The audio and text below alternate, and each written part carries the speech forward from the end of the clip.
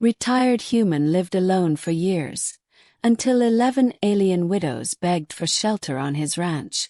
Henry Caldwell had spent the last 20 years of his life on the sprawling sun-bleached ranch in the outskirts of New Texas.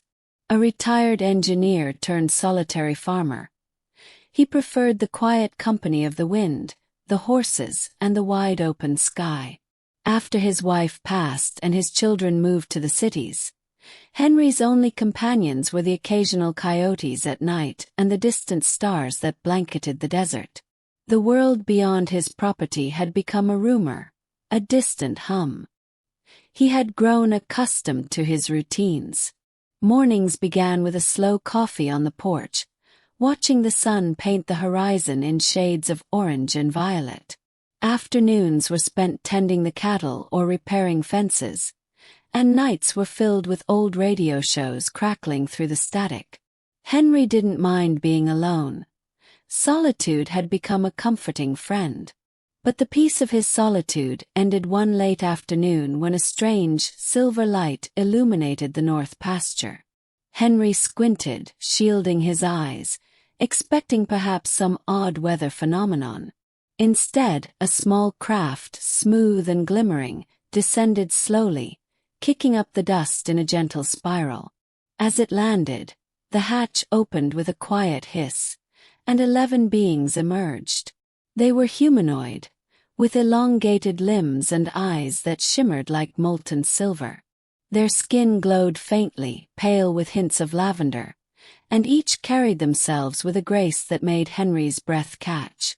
But what struck him most wasn't their appearance. It was their sorrow. The beings, women he realized, moved with a shared heaviness, their heads bowed. "Please," one said, her voice melodic yet strained. "We need shelter. We have nowhere else to go." Henry froze, unsure if he had truly understood. You want to stay on my ranch?" His voice cracked with disbelief. "Why?" Their leader, a taller one with silver markings curling along her arms, stepped forward. "Our homes were destroyed. The storms of our planet spared no one. We are widows now, 11 of us. We beg for refuge." Henry blinked. The desert wind tugged at his hat. "Widows," he repeated. 11. Here." He glanced at his modest house, the barn, and the corral. His life had been quiet, predictable. Suddenly it felt too small. Yet in the faces of these extraterrestrial visitors, he saw vulnerability, raw, desperate. Can I even help you?" he asked, voice uncertain. "Please," the tallest one said again, her eyes glinting with unspoken fear. "Even for a short time. Shelter, water, safety." Henry swallowed and nodded slowly. "All right. You can stay." Over the following days, the ranch transformed. Henry worked tirelessly, expanding his barn, setting up makeshift dormitories, and rigging the watering systems to accommodate the newcomers. The alien widows were grateful, their soft voices and gentle hands assisting whenever they could. At first, Henry kept his distance, watching them with the same careful curiosity one might reserve for rare animals. But slowly, he began to notice their humanity, or at least a reflection of it. They laughed at his clumsy attempts to teach them human chores. They marveled at the sunset as he did, their glowing eyes reflecting the sky. One evening, as he fixed a corral gate, the smallest among them hovered nearby, offering tools with careful hands.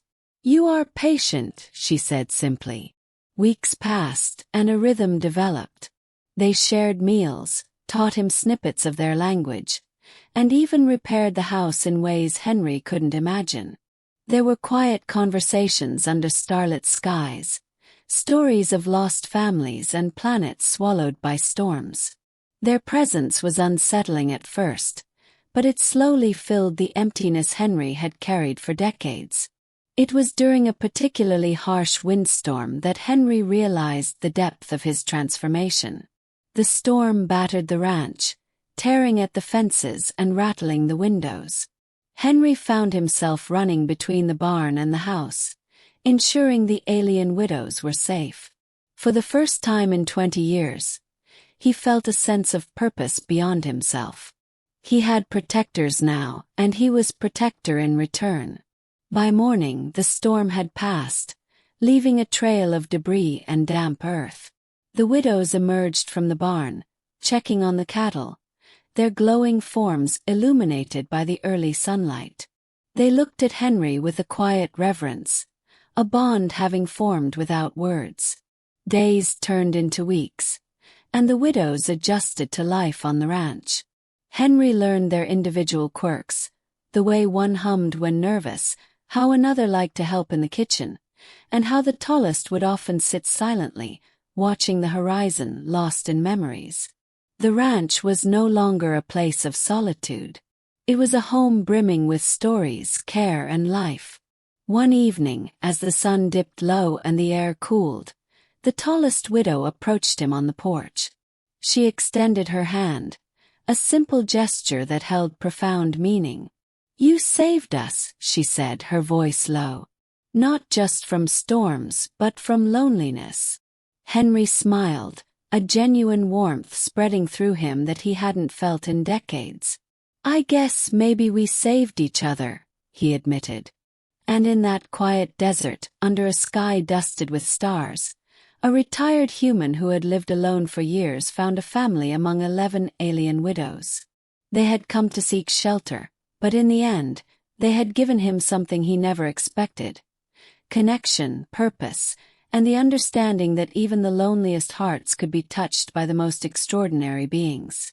The ranch, once a monument to solitude, had become a haven of life and warmth, where past losses met new beginnings. And Henry, who had thought his story was nearly finished, realized that some chapters were meant to be written in starlight and shared with those who had nowhere else to go. Days turned into weeks, and the alien widows adjusted to life on the ranch. Henry observed their individual quirks, the way one hummed when nervous, how another eagerly helped in the kitchen, and how the tallest often sat silently, staring at the horizon, lost in memories. The ranch, once a quiet testament to his solitude, was now filled with a hum of activity, laughter, and the strange, soft glow of their skin in the evening light. One evening, after a particularly long day fixing fences and tending to the livestock, Henry found himself sitting on the porch, watching the sun bleed into the horizon. The tallest widow approached him quietly, her steps light on the wooden planks. She extended a hand toward him, a simple gesture that carried a depth he couldn't articulate. "You saved us," she said, her voice soft but steady. "Not just from storms, from loneliness." Henry looked at her, realizing how much his own life had changed in these few short weeks. Maybe we saved each other," he admitted, a rare smile spreading across his face. The other widows emerged behind her, each offering small gestures of gratitude, soft words, a hand on his shoulder, or a warm smile. For the first time in decades, Henry felt a profound sense of connection. The silence that had once defined his life was gone, replaced by a tapestry of stories, laughter, and shared memories. Under the star-studded desert sky, Henry understood that life's greatest surprises often came from the most unexpected places. 11 alien widows had arrived seeking shelter, but in the process, they had given him something far greater: purpose, companionship, and a renewed heart.